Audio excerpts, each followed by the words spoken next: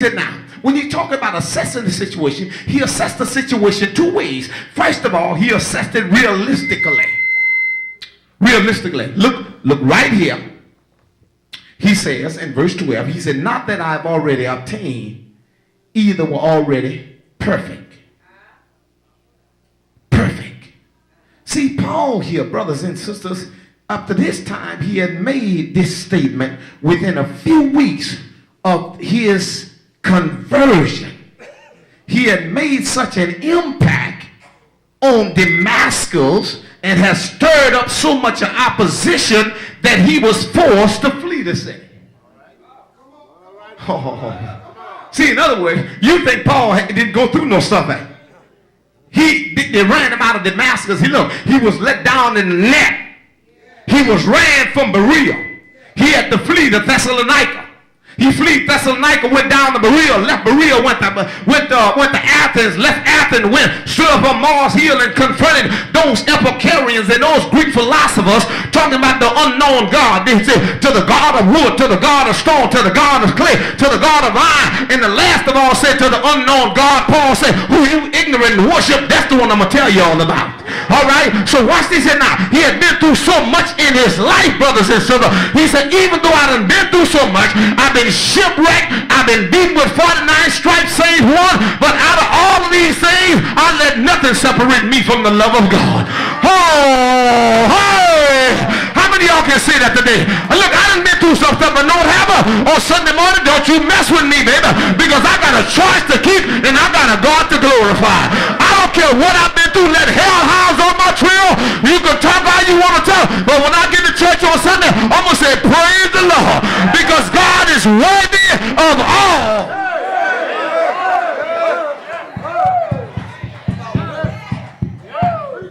So look what he said here, brothers and sisters. He said, he dealt with it realistically.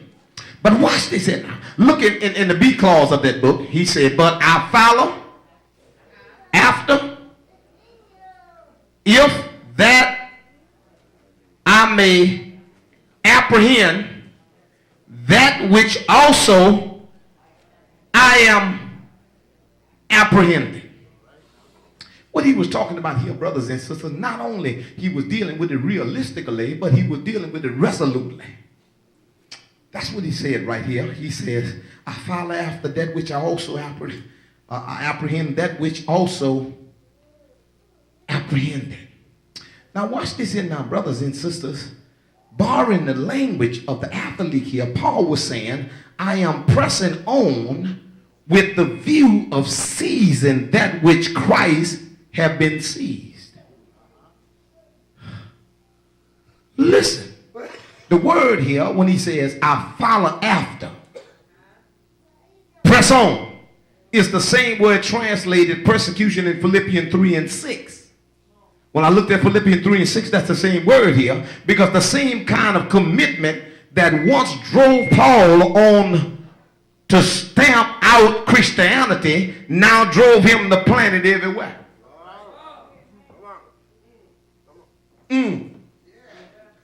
The same stuff that drove him to persecute the Christians was not driving him to plant churches everywhere. Boy, isn't that something? Look, let me tell you something. The same commitment he had to do wrong, now he had that same commitment to do right. Somebody better talk to me. Wouldn't it be nice if the same stuff that we would love God just like we love the world? You know that. It didn't matter if you were raining or not. Y'all used to sit in the bar room every time I set it up. Oh, somebody better talk to me. Look, nothing stopped you from going on Saturday night praising God when you just got a little paycheck. Y'all know that. I heard about y'all here in Franklin. Y'all used to go to Joe's all the time. No. Don't come up here and set up here like you ain't never been nowhere. Y'all know when y'all used to sneak and hide and do all of that stuff. And don't have you ain't let no rain and no weather stop you now. Why ain't gonna stop you now? Oh, somebody better. You ain't let nothing stop me back then. Why stop you right now? The same stuff that drove me back then, Paul said ought to be still driving you right now. You ought to come through the church through the rain.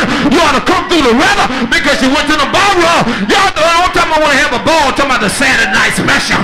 Oh, talking about, you know, y'all used to walk in the ballroom with those paper bags. When y'all know how to fifth or look at it, y'all ought to walk in the same with your Bible in your hand in the paper bag. Somebody ought to praise God up in here today.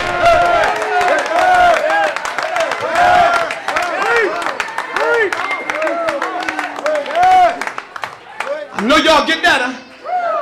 He said the same strength, the same commitment I had to persecute the church is the same commitment I had to plant a church.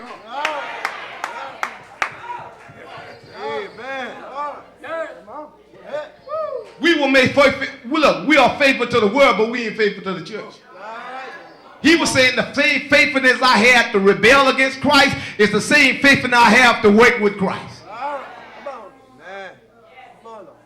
Wouldn't it be nice if we have the same commitment that we had before we got saved?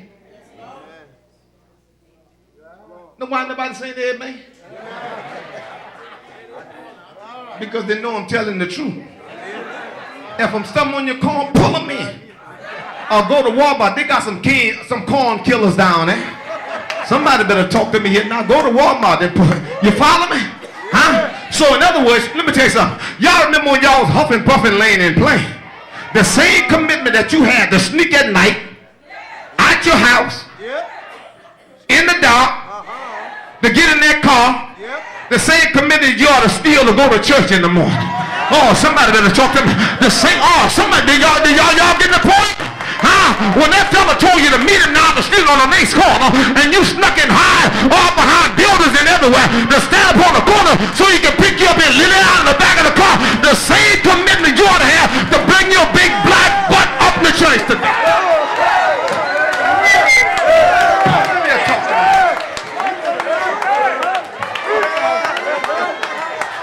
I bet y'all got that point.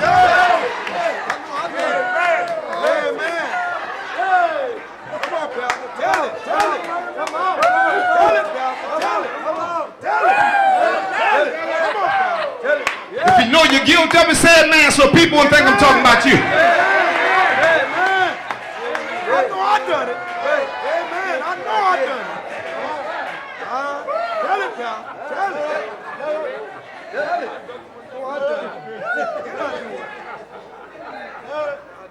Well, I guess you looking up here standing by me. Well, how you know so much about it? I did it myself.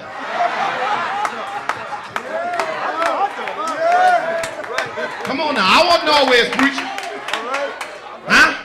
You think I always was preaching? I wasn't always preaching. I've been out there. Huh? And that's why I can tell you so much about it, because I did it myself. Yeah, I picked them up on the next corner. Say what you want to say. Some of y'all been on the corner. Come on, don't act like y'all ain't never been on the corner. Standing there talking about they ain't talking about me.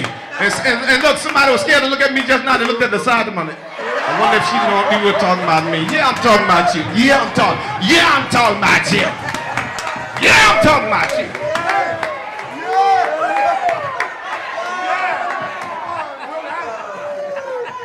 Did y'all hear what Paul was saying? He said the same commitment I had to do wrong, I have the same commitment now to do right.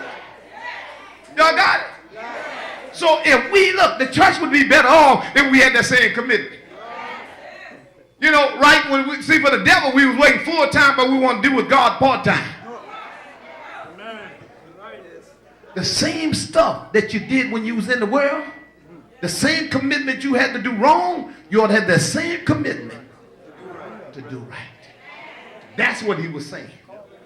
He said the same stuff that drove him to persecute the church was the same commitment he is driving him now to plant churches. And he planted churches everywhere. Y'all know that. In Thessalonica, he went to Berea, he went to Philippi, he planted those churches. You know what else? Same commitment he had. Now, let's go to the next point. Come on, I can hear a red pea on cotton.